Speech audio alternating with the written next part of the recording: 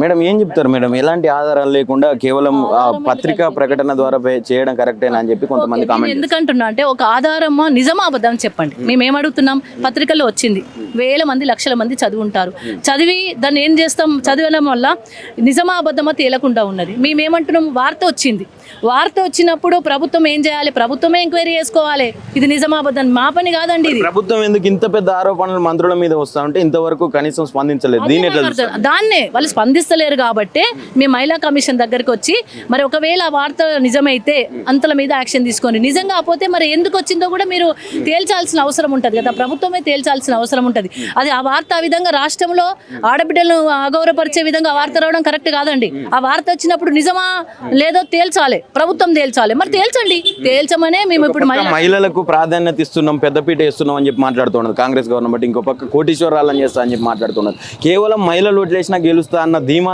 వ్యక్తం చేస్తా ఉన్నారు ముఖ్యమంత్రి గారు. మరి ఈ విషయంలో మీరేం చెప్తారు? మహిళలు కోటీశ్వరాలు చేయకున్నా సరే ఇచ్చిన హామీలు నిలబెట్టుకుంటే చాలు. 2500 మహాలక్ష్మి స్కీమ్ కావచ్చు, లేకపోతే కేసీఆర్ కిట్ కావచ్చు, కళ్యాణ లక్ష్మిలో తులం బంగారం కావచ్చు, మా ఆడబిడ్డలకు మా పిల్లలకు స్కూటీలు ఇస్తామన్నారు, అది నెరవేర్చుకుంటే చాలండి. మా కోటీశ్వరులు అవసరం లేదు. కానీ వీళ్ళు ఏం చేస్తూ ఉన్నారు, ఆడబిడ్డలను అగౌరవపరిచే విధంగా మాట్లాడుతూ ఉన్నారు. మొన్న సునీతమ్మను కావచ్చు, ఆ కన్నీళ్ళు, భర్తను కోల్పోయిన ఒక ఆడబిడ్డ కన్నీళ్ళు పెట్టుకుంటారండి.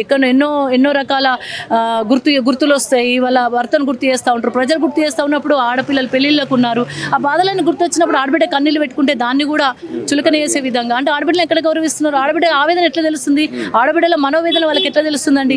తెలియట్లేదనే మేము ఇది ప్రభుత్వాన్ని నిలదీస్తూ ఉన్నాం. ఇంకోటి ఏంటంటే మొన్న యూరియా కోసం ఆడబిడ్డలు సర్ది గిన్నె పట్టుకొచ్చుకొని సంటి పిల్లని ఎత్తుకొని నిలబడ్డారు.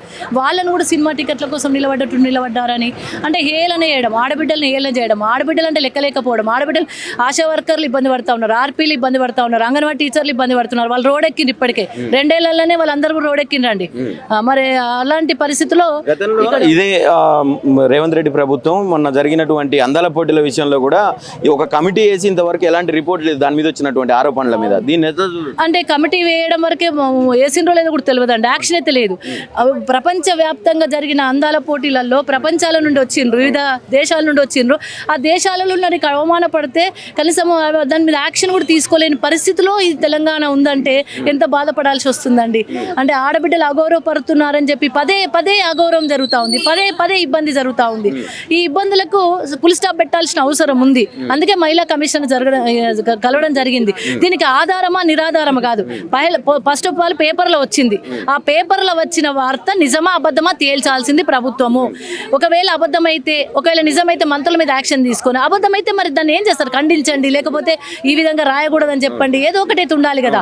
అరే పేపర్లో అందరూ చదువుతారు, చదివినప్పుడైతే ఇబ్బందికరమైన పరిస్థితులే ఉంటాయి. మహిళా అధికారులను అగౌరవపరిచే విధంగా ఉంది, అదే మా ఆవేదన. ఫైనల్ గా బీఆర్ఎస్ ఎట్లా స్టాండ్ తీసుకోబోతా ఉన్నది ఈ విషయంలో కూడా? ప్రభుత్వం అందాల పోటీల కమిటీ చేసినట్టే చేస్తే ఎట్లా ఉండబోతా ఉన్నది?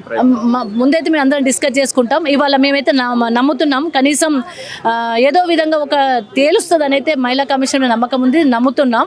ఒకవేళ తేల్చకపోతే మళ్ళీ తర్వాత ఫర్దర్ నిర్ణయం తీసుకుంటాం. Thank you.